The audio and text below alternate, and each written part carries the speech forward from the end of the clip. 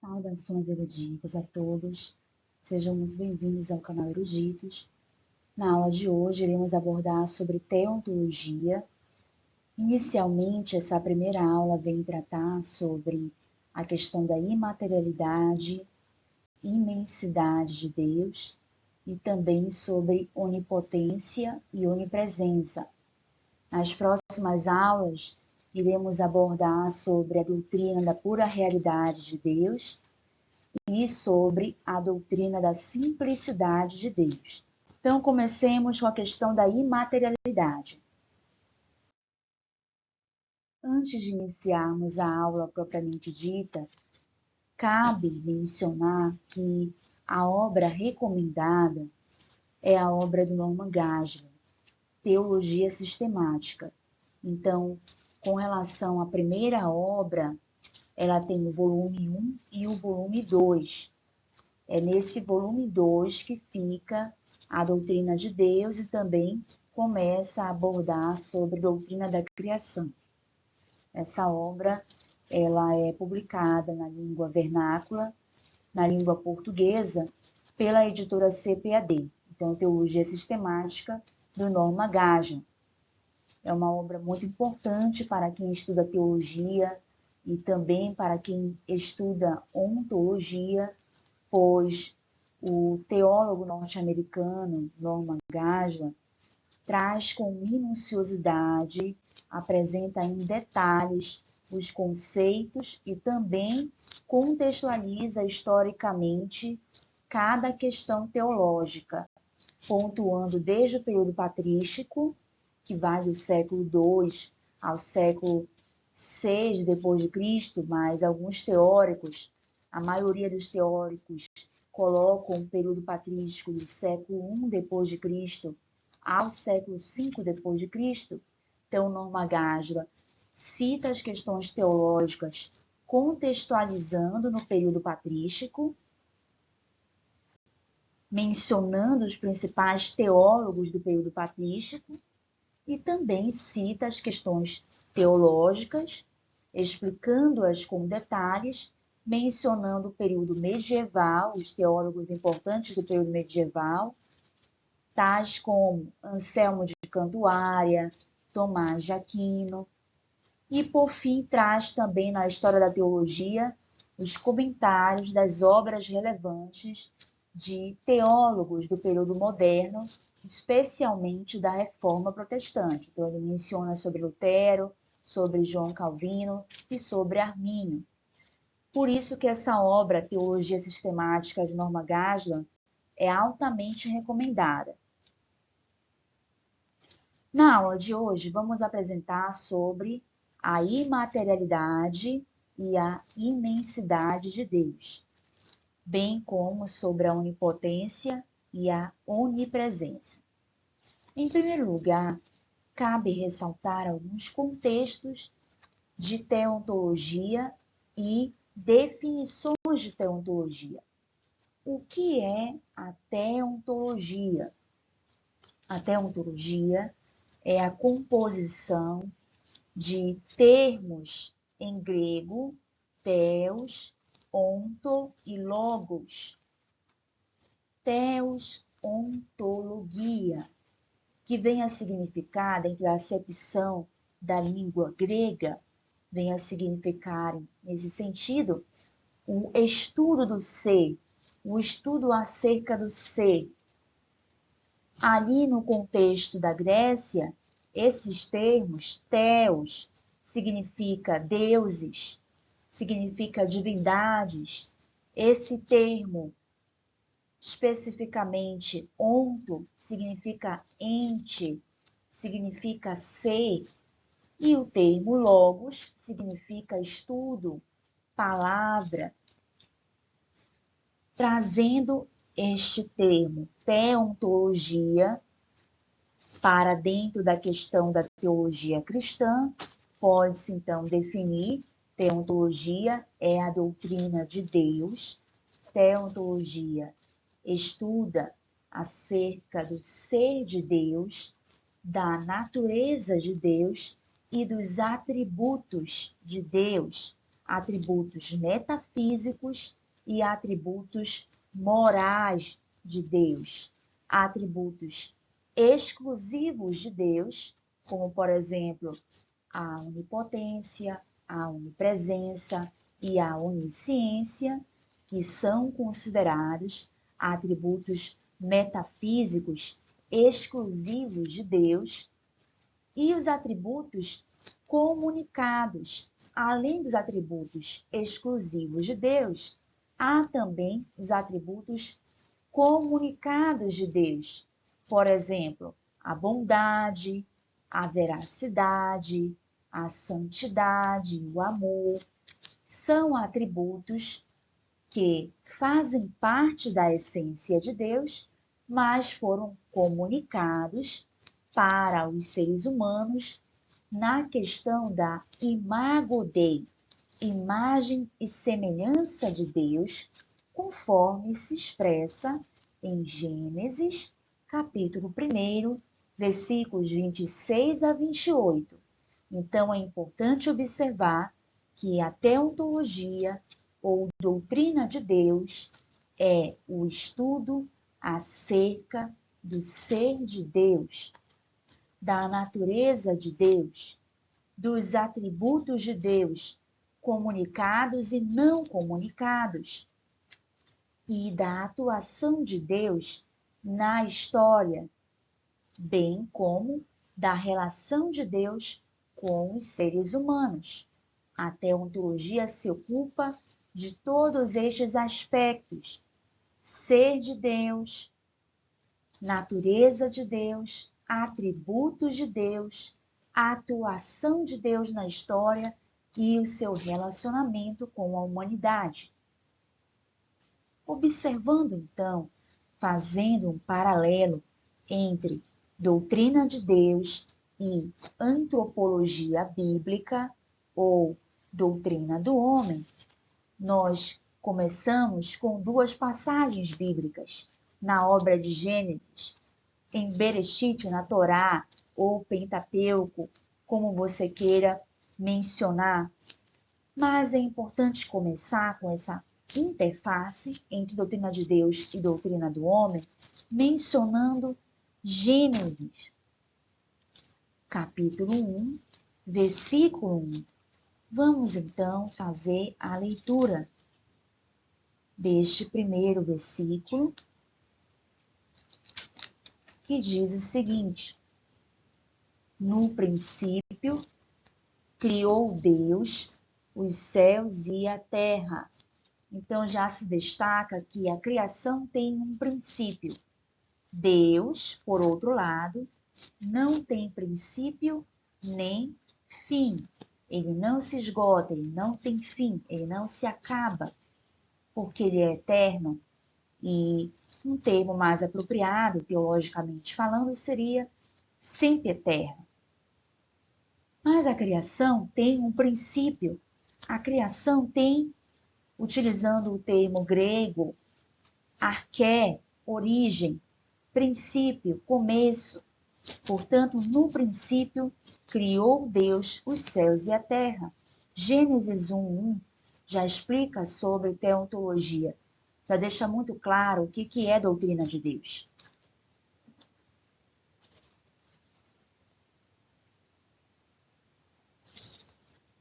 Então, fica muito claro o que é doutrina de Deus logo no primeiro versículo do livro Gênesis. Para alguns é o primeiro livro, mas nós sabemos, dentro da questão do panorama do Antigo Testamento, dos estudos de hermenêutica bíblica e de arqueologia bíblica e outras questões literárias das Escrituras Sagradas, que possivelmente Gênesis e Jó e o livro de Jó são os primeiros livros das Escrituras Sagradas. Então, podemos dizer que Gênesis é o primeiro livro, mas é importante lembrar que Jó também é considerado o primeiro livro. Logo no primeiro versículo fica claro: no princípio criou Deus os céus e a terra. Há teontologia aí. O primeiro nome de Deus que aparece na Bíblia, no Antigo Testamento, que teria 72 nomes de Deus, segundo a tradição judaica.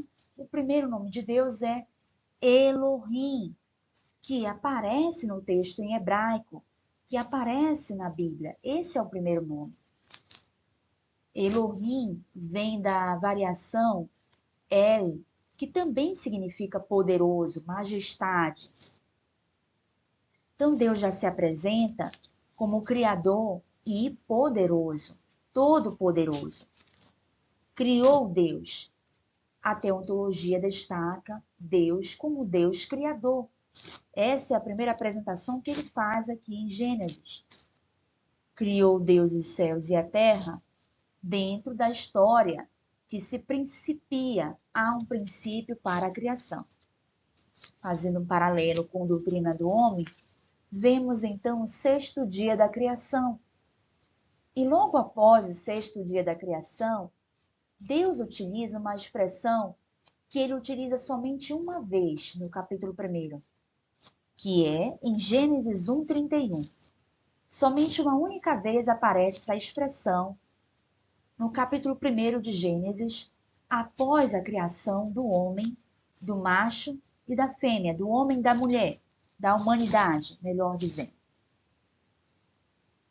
Aparece somente uma vez essa expressão, que é: e viu Deus tudo quanto tinha feito, e eis que era muito bom. Só aparece uma vez. E eis que era muito bom. Essa é a expressão. E foi à tarde e amanhã o dia sexto. Observando então a perícope, essa questão da narrativa da literatura bíblica em que se narra sobre a criação da humanidade, em Gênesis 1:26-28, fica muito claro que Deus coloca isso diante da criação da humanidade. Viu Deus que era muito bom, porque somente o homem e a mulher foram criados à imagem e semelhança de Deus. E os termos em hebraico são tselem, demute. Somente o homem e a mulher foram criados à imagem e semelhança de Deus. O restante da criação não foi criado à imagem e semelhança de Deus. Os seres angelicais não foram criados à imagem e semelhança de Deus. Somente o homem e a mulher. Por isso que para a teologia sistemática, o homem e a mulher são a coroa da criação.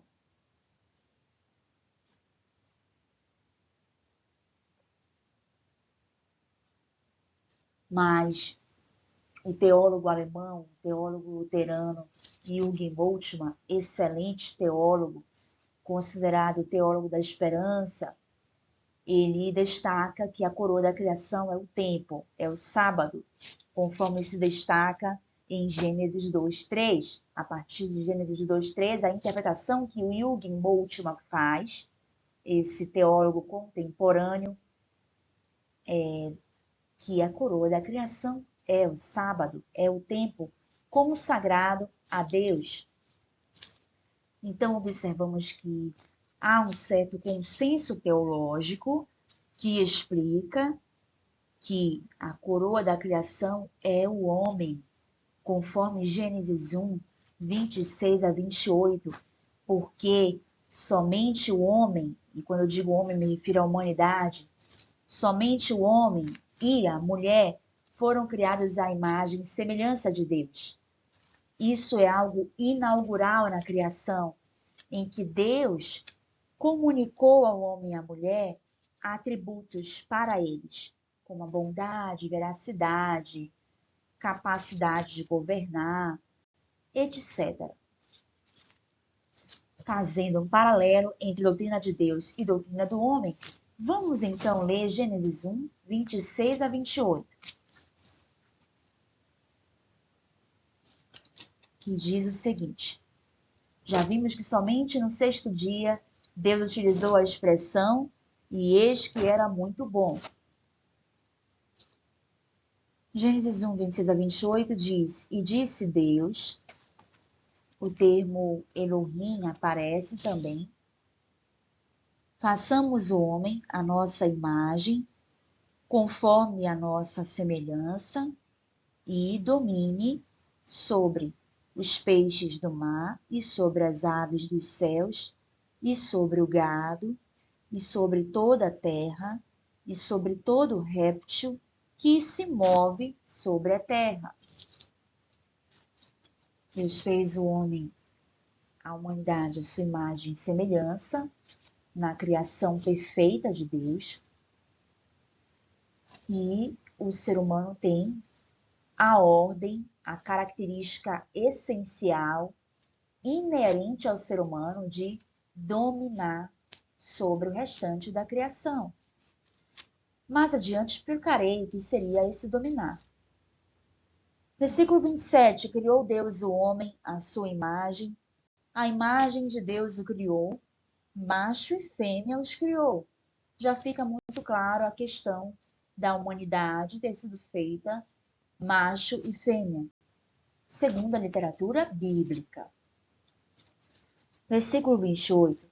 E Deus os abençoou. E Deus lhes disse. Agora vem a norma expressa de Deus. A primeira norma, Torá oral, expressa de Deus em Gênesis 1, 28, para a humanidade. O que significa Torá? Torá significa instrução, iluminação, é norma, é lei. E Deus já dá a lei aqui, verbalmente, para a humanidade. Em Gênesis 1, 28, dizendo: frutificai e multiplicai-vos, e enchei a terra, e sujeitai-a, e dominai sobre os peixes do mar, e sobre as aves dos céus, e sobre todo o animal que se move sobre a terra. Que verbos vemos aqui? Frutificar, multiplicar, encher, sujeitar, dominar. Frutificar, multiplicar, encher, sujeitar e dominar. Torá oral que Deus apresenta aqui para a humanidade, logo após o contexto em que ele cria a imagem e semelhança. Fazendo uma relação, uma interface de doutrina de Deus e doutrina do homem, vemos então que Deus criou a humanidade à imagem e semelhança, comunicou alguns atributos para a humanidade e deu a eles normas. Deu ao homem e à mulher normas de frutificar, multiplicar, encher, sujeitar e dominar. Mas, mais adiante, em Gênesis 2, vem uma explicação mais detalhada sobre a criação do homem e da mulher. Não se trata de uma contradição. A teologia sistemática, a teologia cristã ortodoxa, a teologia cristã ortodoxa, defende a inerrância das escrituras sagradas. Então, não há contradição. Gênesis 2 vem detalhar um pouco mais sobre a criação do homem e da mulher. E então esclarece sobre o que seria esse dominar. Vamos observar alguns versículos. Primeiramente, sobre a antropologia bíblica, cabe pontuar Gênesis 2:7. Deus criou toda a criação ex nihilo. Toda a criação Deus criou do nada. No entanto, o homem e a mulher Deus não criou do nada. Deus criou o homem do pó da terra, das propriedades físico-químicas do pó da terra semelhante à argila. E a NASA já constatou isso conforme citação da obra Teologia Sistemática Pentecostal de Antônio Gilberto, em que Renovato pontua isso. De modo misterioso, Deus pega as propriedades físico-químicas da terra e cria o homem. E depois cria a mulher, numa sequência cronológica, cria a mulher de uma das costelas de Adão. Então, toda a criação foi criada ex nihilo, mas o homem e a mulher não foram criados ex nihilo. O homem foi criado das propriedades físico-químicas do pó da terra e a mulher foi criada de uma das costelas de Adão. Observemos então Gênesis 2:7. E formou o Senhor Deus o homem do pó da terra, e soprou em seus narizes o fôlego da vida, e o homem foi feito alma vivente. Fazendo uma interpretação exegética desse texto, desse versículo, o homem é tricotômico. Matéria e a questão da alma vivente e a questão do espírito. No fôlego da vida, fôlego de vida, caracterizando-se como uma interpretação de que seria o espírito. Mas é claro que o texto de 1 Tessalonicenses 5:23 deixa mais expresso que o ser humano é tricotômico, corpo, alma e espírito, numa unidade. Nem todos os teóricos concordam com isso. Agostinho de Hipona defende dicotomia. Alma e espírito são sinônimos. Tomás de Aquino segue Agostinho de Hipona e defende dicotomia também. Alma e espírito como sinônimo.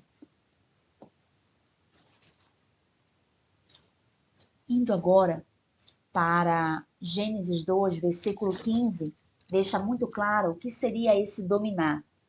Observemos. E tomou o Senhor Deus o homem e o pôs no jardim do Éden, para o lavrar e o guardar. Aqui se pode fazer uma equiparação para toda a criação, equiparar que o homem, ele é o guardião da criação. O Éden representando não somente o Éden, mas equiparando com toda a criação. Qual é o papel da humanidade? Guardar a criação. Podemos ver então uma visão ecológica, ecoteológica, a partir de Gênesis 2:15. Também, Gênesis 1:26-28, também, já que o ser humano é imago Dei, Deus não destrói a criação, não é o objetivo primordial de Deus.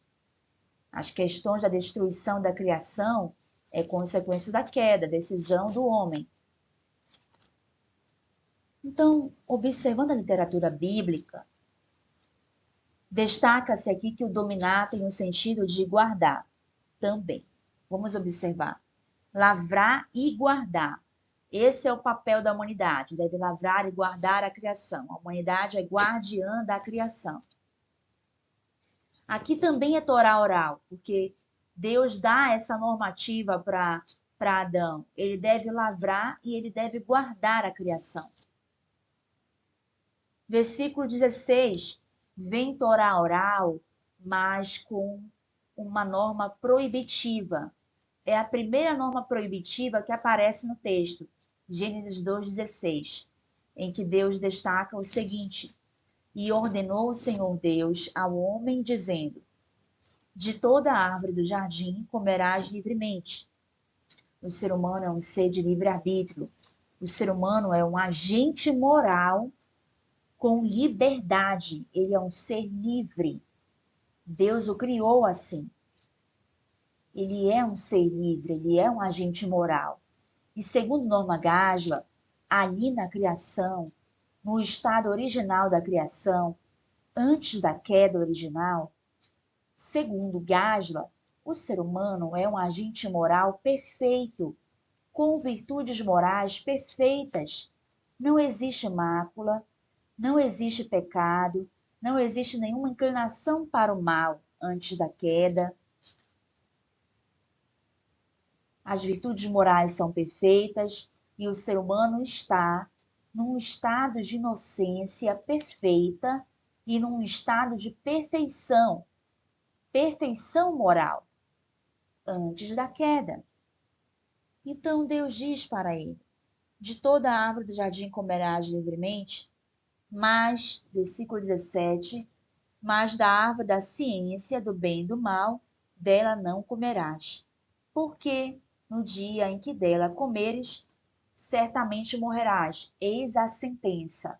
Norma proibitiva: não deve comer do fruto da árvore do conhecimento do bem e do mal. Sentença: caso o ser humano venha a transgredir essa norma. Sentença: a morte. No caso, morte física e morte espiritual. Então, se observa que Deus deixou muito claro nessa norma proibitiva. Prosseguindo na relação entre doutrina de Deus e doutrina do homem, observemos agora, lembrando que Deus criou o homem, dando o papel para ele lavrar e guardar a criação, conforme Gênesis 2,15. E também destacando-se agora o versículo 19, Gênesis 2,19, que diz que Deus trouxe os animais para Adão dar o nome que desejasse para a criação. Havendo, pois, o Senhor Deus formado da terra todo animal do campo, toda ave dos céus, os trouxe a Adão, para este ver como lhe chamaria. E tudo que Adão chamou a toda alma vivente, isso foi o seu nome. Muito interessante. O ser humano é um ser de linguagem. Linguagem não é simplesmente verbalizar, linguagem é ação. Fazendo uma interpretação aqui a partir de Heidegger. Então, o ser humano é um ser poético, é um ser de ação, e a linguagem significa agir. A linguagem significa realizar ações. Nesse sentido, vemos que Adão deu o nome para todos os animais, para toda alma vivente. Podemos, então, interpretar que o ser humano é um ser de linguagem.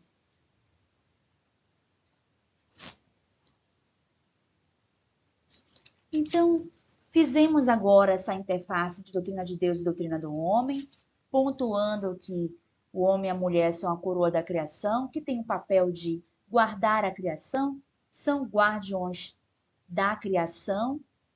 A humanidade é guardiã da criação, a humanidade é guardiã da verdade, e também observando essa questão da imago Dei e da Torá oral, das normas dadas e da norma proibitiva de não tomar do fruto da árvore do conhecimento do bem e do mal, não comer, tendo uma sentença que seria a morte. Deus comunicou atributos para a humanidade, conforme Gênesis 1, 26 a 28. Vamos prosseguir agora para a análise do capítulo 6 de Norma Gásla, a imaterialidade e a imensidade de Deus. O que é a teontologia? O que é a teontologia? A teontologia é o estudo acerca do ser de Deus, da natureza de Deus, atributos de Deus, incomunicáveis e comunicados, da atuação de Deus na história e do relacionamento de Deus com a humanidade. Refletindo agora sobre imaterialidade, podemos observar o conceito de materialidade como incorpóreo. O que significa a expressão de que Deus é imaterial? Significa que Deus é incorpóreo. Significa que Deus é invisível e que Deus é espírito absoluto. Deus não é matéria.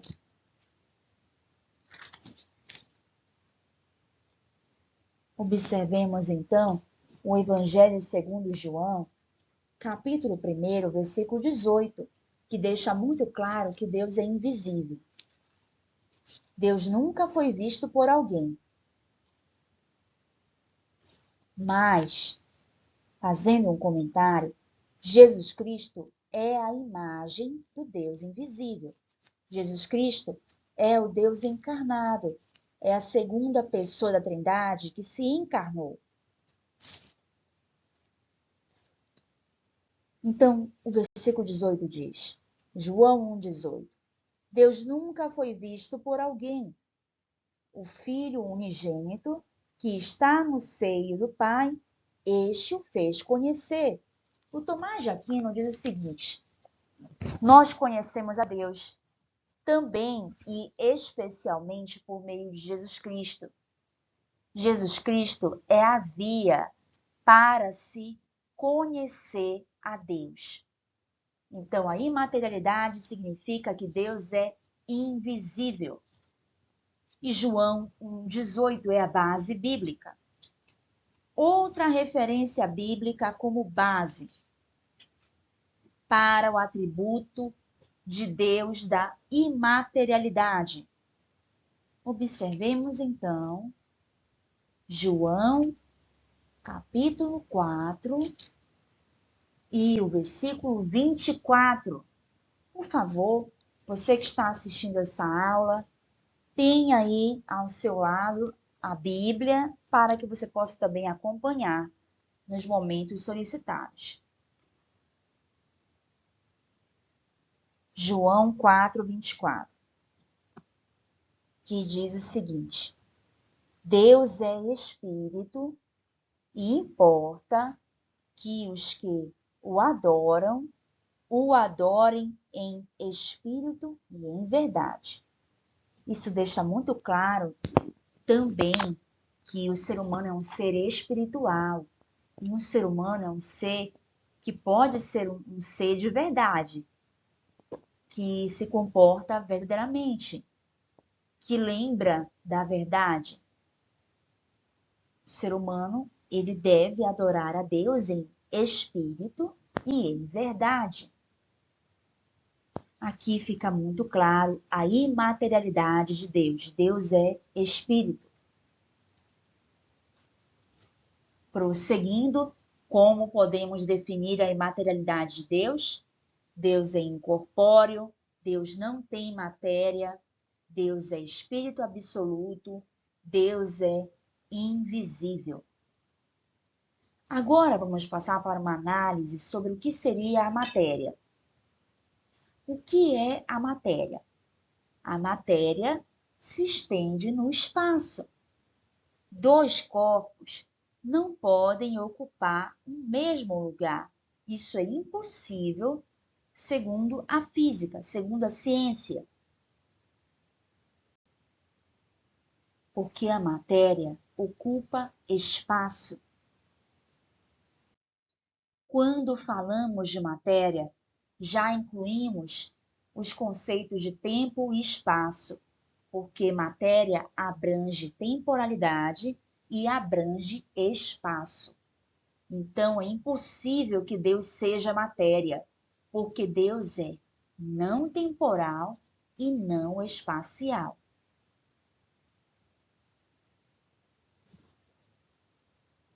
Prosseguindo, podemos explicar sobre a imaterialidade de Deus considerando um dos maiores teólogos da história da teologia e um dos maiores pensadores do direito, um dos maiores pensadores da história da humanidade, que é Tomás de Aquino. Tomás de Aquino, no contexto do século XIII, na Idade Média, que não é Idade das Trevas, apresenta um sistema. Ele pode ser considerado um dos precursores da noção de sistema. Então, a Idade Moderna, que começa no século XV e vai até o século XVIII, a Idade Moderna, ela certamente, de modo constatado, recebeu influência de Tomás de Aquino. A ciência moderna, a ciência jurídica moderna, recebe influência de Tomás de Aquino. Porque Tomás de Aquino criou um sistema, estabeleceu uma questão lógica de modo palpável em uma obra chamada Suma Teológica, com mais de 5.000 páginas. Além dessa obra, ele fez a Suma contra os Gentios, ele tem a obra O Ente e a Essência, e assim por diante. Tomás de Aquino é também conhecido como doutor angélico. porque ele foi quem, de modo especial, escreveu sobre doutrina dos anjos. Então, quem tem interesse em estudar sobre anjos, sobre demonologia, tem que estudar Tomás de Aquino. Quem tem interesse em entender sobre sistema, tem que analisar Tomás de Aquino, porque ele também influencia a ciência jurídica moderna. Tomás de Aquino, na sua Suma Teológica, explica com maestria sobre teontologia, sobre a doutrina de Deus, especificando sobre quem é Deus, especificando sobre a pura realidade de Deus e sobre a doutrina da simplicidade de Deus. Quem é Deus? Deus é ato puro. Deus não tem potência, Deus não tem matéria, porque potência tem a ver com matéria. Potência significa limitação, potência significa mudança, potência significa transformação, passível de sofrimento. Por exemplo, o ser humano, o dente cresce, o dente dói quando está crescendo, quando está nascendo, melhor dizendo. O dente dói quando está nascendo. A questão do corpo crescer pode doer também. Isso é a questão da potência. Os seres humanos são seres compostos de matéria e forma, segundo Tomás de Aquino. Os seres humanos são seres compostos de ato e potência. Portanto, os seres humanos estão em transformação. E tudo que tem potência é passível de sofrimento, mesmo que um sofrimento, um pouquinho de sofrimento, mas tem um pouquinho de sofrimento, por causa da potência. Deus não tem potência, jamais. Deus é ato puro, já que potência implica materialidade, potência implica transformação, imutabilidade e limitação. Agora eu vou abrir um parêntese para lembrá-los. Tomás de Aquino destaca: quem é Deus? Ato puro, não tem potência. Quem é Deus? Ser simples, indivisível. Não tem partes, não tem mistura, não é um ser composto, é um ser simples. Indo agora para a Grécia Antiga, para a questão dos pré-socráticos. Quem é considerado o fundador da filosofia? Tales de Mileto. Mas há os pré-socráticos que são considerados pensadores originários, segundo Martin Heidegger, que seria Anaximandro, Parmênides e Heráclito. Destacando agora Heráclito na sua obra Sobre Natureza, que foram fragmentos que sobreviveram com o tempo. Heráclito de Éfeso, se ocupando da questão da origem, perguntando-se a si mesmo qual é a origem de tudo, enquanto um pré-socrático, porque todos os pré-socráticos se ocuparam da pergunta: qual é a origem de tudo? Tales de Mileto disse que é a água, a origem de tudo. Heráclito de Éfeso, fazendo essa pergunta, qual é a origem de tudo, disse que é o fogo. Então, na obra Sobre a Natureza, o Heráclito de Éfeso, esse pré-socrático, se ocupando da arqué, da origem, do princípio do universo, responde à pergunta: Qual é o princípio do universo? Ele diz, é o fogo. Ele também diz como sinônimo, qual é a origem do universo? É o Logos universal. Heráclito de Éfeso destaca o seguinte, que existe o ser absoluto, o Logos universal, mas ele se manifesta na natureza. E a natureza, ela tem luta dentro da natureza, inerente a cada ente, cada ser da natureza, cada ente tem dentro de si luta ou discórdia.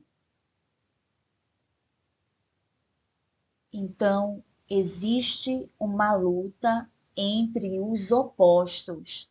Dentro de cada ente, há uma luta entre os opostos. Por exemplo, dentro de cada ente, há uma luta entre discórdia e amizade, verdade e não verdade.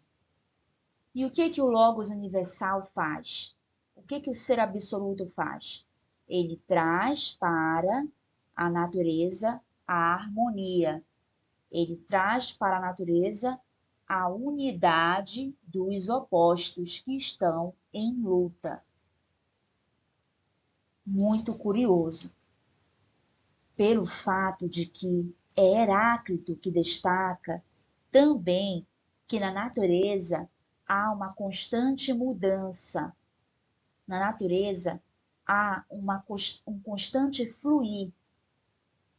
É impossível que alguém entre no mesmo rio duas vezes, porque não é mais o mesmo rio.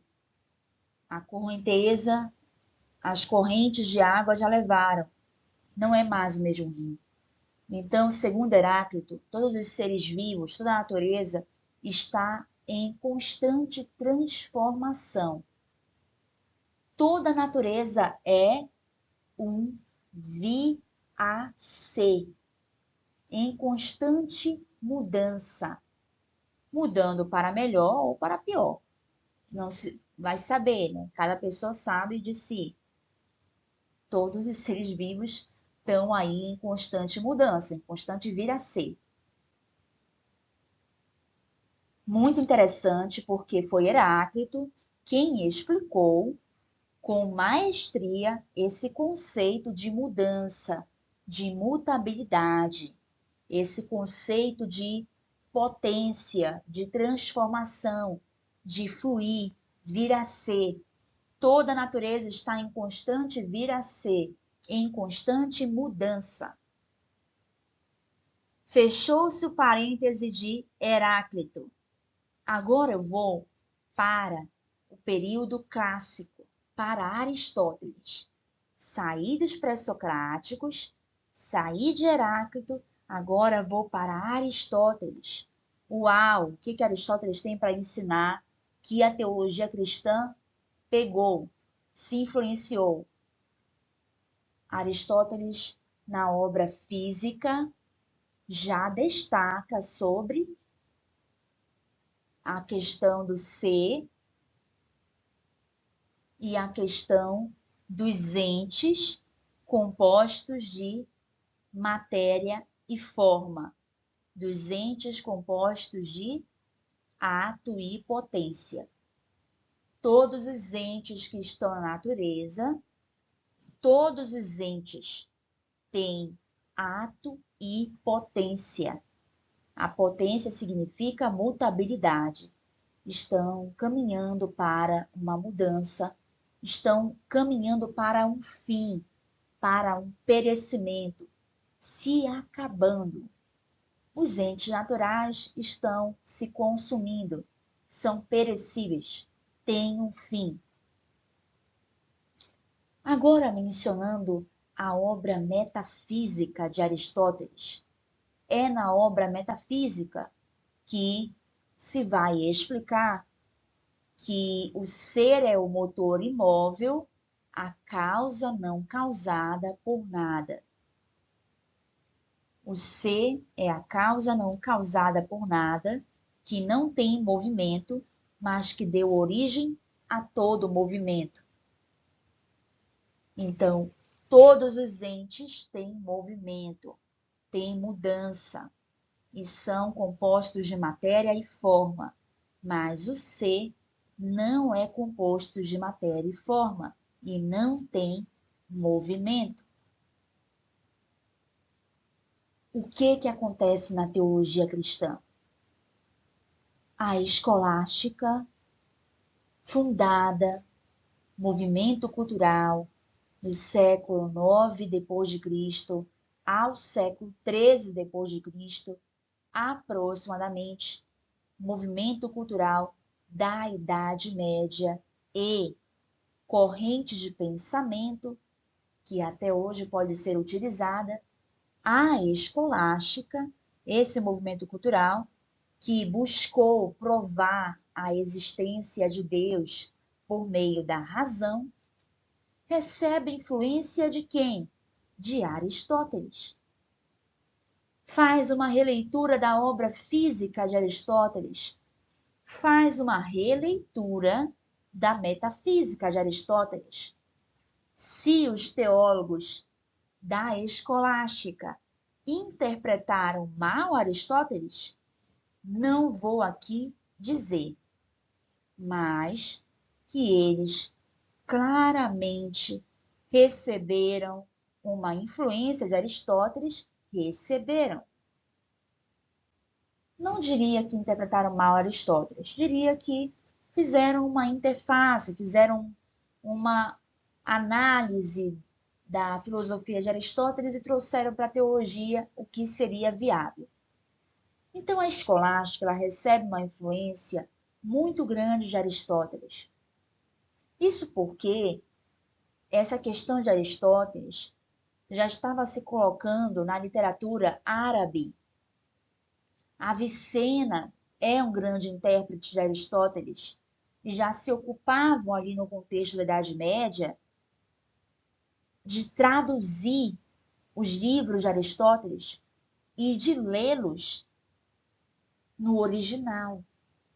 Então, a escolástica ela tem essa maior influência de Aristóteles, mas também tem influência de Platão, porque os dois principais pensadores da humanidade é Platão e Aristóteles, que contribuíram para a formação da civilização ocidental. Não somente ele, não somente eles. Se formos observar a composição da civilização ocidental, a civilização que nós ainda estamos, alguns dos principais contribuintes para a civilização ocidental. Alguns dos principais. Tem mais. Vamos pontuar então. Eu não vou pontuar do Antigo Testamento. Vou começar com a Grécia. Platão, Aristóteles. Agora vou passar para a questão da encarnação de Jesus Cristo. Platão, Aristóteles, Jesus Cristo. Principais contribuintes para a formação da civilização ocidental. E aí você pode mencionar também Agostinho de Hipona. Agostinho de Hipona não influenciou só a teologia cristã. Agostinho de Hipona influenciou filosofia, influenciou várias questões da civilização ocidental. Platão, Aristóteles, Jesus Cristo, Agostinho de Hipona, Tomás de Aquino. Reforma protestante influencia a civilização ocidental. Lutero, Calvino. Pronto, encerro aí. Quais são as tradições que influenciam, que formam a civilização ocidental? Tradição judaica, tradição grega, judaísmo, e agora referindo-se a um povo, Grécia, e referindo-se a outro povo, Roma. Tradição judaica, Grécia, Roma e tradição cristã. São bases que formam a civilização ocidental que estamos vivendo até agora. Estou aqui a falar sobre algo que um dos maiores pensadores da era contemporânea constatou, Friedrich Nietzsche. Friedrich Nietzsche já falou sobre isso. A base da civilização ocidental é tradição judaico-cristã. Isso é um fato. Vemos até hoje conflitos de cosmovisões. O que formou a nossa civilização ocidental é a tradição judaica, especialmente a Grécia, Roma e a tradição cristã. Quer-se uma mudança na civilização ocidental? Quer-se uma mudança. Então, há conflitos de cosmovisões. Há conflitos entre o Oriente e o Ocidente, justamente por causa de tradições e visões de mundo. Possivelmente, esses conflitos de visões de mundo vão continuar até que uma nova visão de mundo predomine sobre as que predominam agora. É um pouco difícil arrancar raízes da civilização. E as suas raízes são estas, como nós destacamos. Então, cabe ressaltar que a escolástica recebe uma influência de Aristóteles, mas não somente de Aristóteles, recebe influência de Platão também, porque são os grandes pensadores da humanidade, Platão e Aristóteles. Agora, pontuando o maior teólogo da escolástica, Tomás de Aquino, teólogo italiano, que apresenta a Suma Teológica, a Suma contra os Gentios, que apresenta o Ente e a Essência, citei aqui 3 obras. O Tomás de Aquino recebe influência de Aristóteles, recebe influência de Platão, recebe influência de um teólogo judeu chamado Maimônides. Uma das obras-primas de Maimônides é a Mishneh Torá e Guia dos Perplexos. Então, Tomás de Aquino está dialogando com tradição judaica, medieval, que é Maimônides, dialogando com tradição grega, Aristóteles e também Platão, e dialogando com tradição cristã.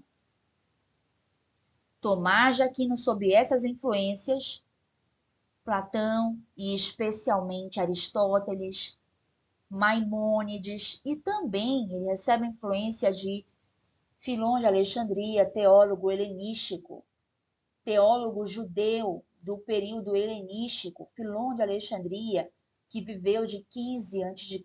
até 45 depois de Cristo aproximadamente. Essas são as influências especiais de Tomás de Aquino, citando as principais. Dentre elas, a que mais marcou foi a de Aristóteles. Então, Tomás de Aquino faz uma leitura da física de Aristóteles e faz uma leitura de metafísica de Aristóteles.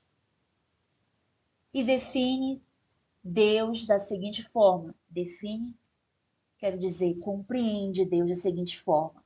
Deus é ato puro, Deus não tem potência, ou seja, Deus não tem matéria, Deus não tem mutabilidade, Deus não tem transformação, Deus é ato puro. Deus é um ser simples, indivisível, não tem partes. E isso Tomás de Aquino destaca. Tomás de Aquino também destaca com relação aos entes. Na sua obra, O Ente e a Essência, ele primeiro parte do que é mais fácil, que são os entes. E aí ele explica: os entes são compostos de matéria e forma. É na forma que está, no caso do ser humano, a alma e o espírito. Todos os seres vivos são entes compostos de matéria e forma, segundo Tomás de Aquino.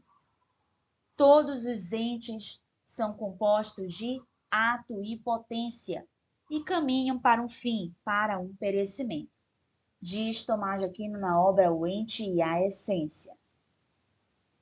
Passando então agora para a análise da explicação da imaterialidade a partir da doutrina e do atributo da pura realidade. Deus é pura realidade.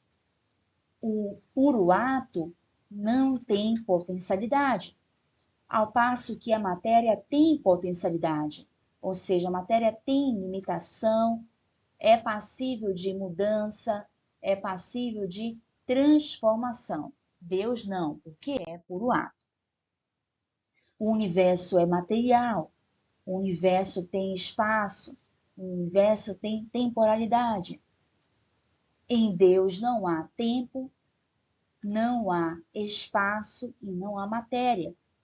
Deus é infinito, eterno e imutável. Não pode estar se acabando.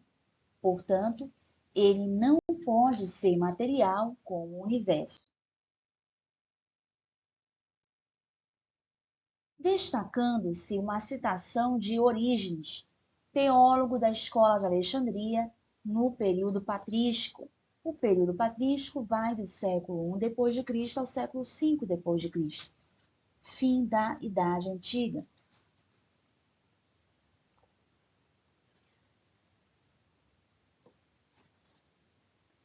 Orígenes, um grande teólogo da Escola de Alexandria, que produziu aproximadamente 600 obras, explica sobre a imaterialidade da seguinte forma: portanto, não devemos pensar que Deus tenha um corpo ou que ele exista em um corpo, mas que ele é uma natureza intelectual não composta, não admitindo nele nenhum acréscimo de qualquer tipo,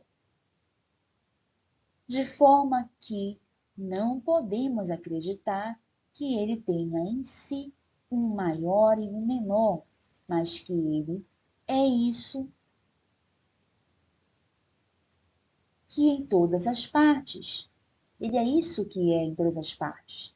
Então, Orígenes explica que Deus é imaterial, Deus é incorpóreo, Deus não tem potência, portanto não pode haver adição em Deus, ele se tornar melhor. Isso é impossível, porque ele é perfeito, então não há adição nele, acréscimo. Haja visto que ele é incorpóreo, que ele é imaterial, não é passível de mudança. O que seria então a imensidade de Deus? A imensidade significa que não se pode medir a Deus. Altura, largura, profundidade, densidade é impossível. Deus é imensidão. Deus é não temporal e não espacial. A imensidade de Deus aponta para a sua onipresença. Deus está em todos os lugares e não se pode medi-lo. Muito obrigada. Essa foi a primeira aula de hoje de teontologia. Na segunda aula, vamos prosseguir com onipotência e onipresença de Deus, capítulo 7, de Norma Gásla, e com mais referências bíblicas. Por favor, solicito gentilmente que vocês venham curtir, comentar e compartilhar esse vídeo sobre teontologia do canal Eruditos. Muito obrigada.